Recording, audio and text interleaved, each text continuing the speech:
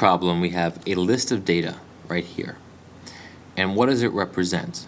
Well, it says that the annual salaries, so the yearly salaries of the employees working at Kevin's restaurant are listed below. So these are the different salaries of the employees at the restaurant.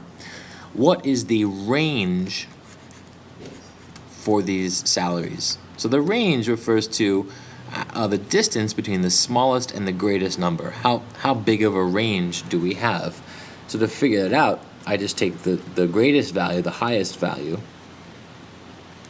and I subtract the lower value from that.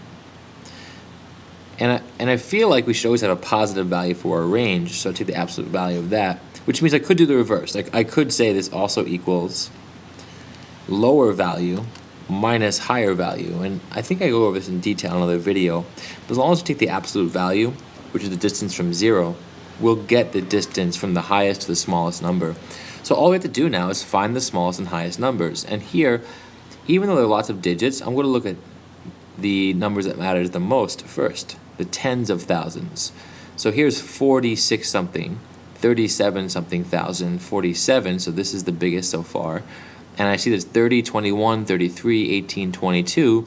Those are all smaller than 47, so this has to be the biggest number. So 47,250.00. That's the biggest number. Now the smallest number, I use the opposite reasoning. Well, this one's out. It's the biggest. 37 is smaller than 46, so 46 is out. 22 is smaller than 37, so 37 is out. 30 is out because that's bigger than 22. We're looking for the smallest number now. 22, 18, 33, 21.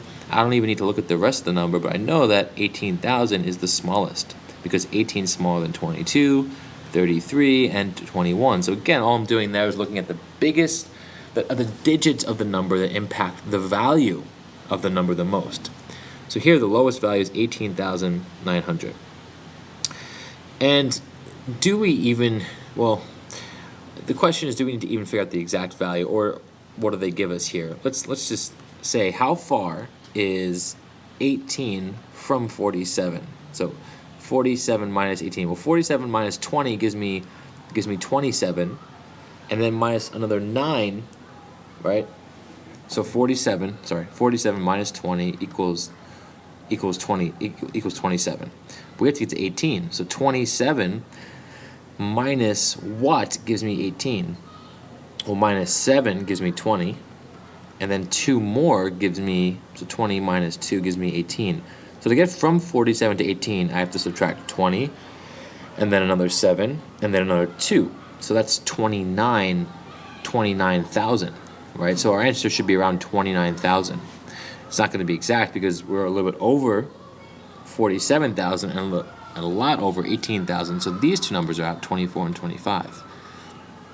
So it either has to be 27,600 or 28,350. And let's just reason this out. I mean, to get from 47 to 18, I had to subtract 29,000, right? 27 and 2 is 29,000.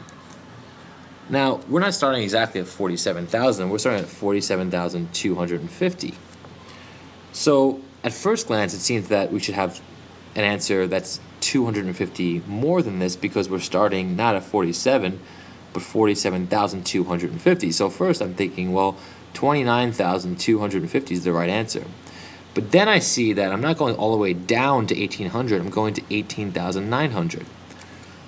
So this answer should be 900 smaller than this, right? And which of these two is 900 smaller? I say D, 28,350. And now since I probably have just talked you into confusion here, let me show this using a more traditional approach.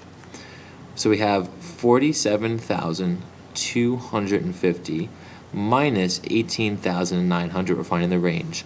0 minus 0 is 0. 50 or 5 minus 0 tens is 5.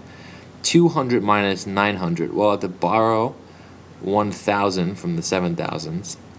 So I get 12 minus 9, or 1,200 minus 900, that's 300. 6,000 minus 8,000, I can't do that, so to borrow 10,000 from the 40,000, I get 16,000 minus 8,000, which is 8,000.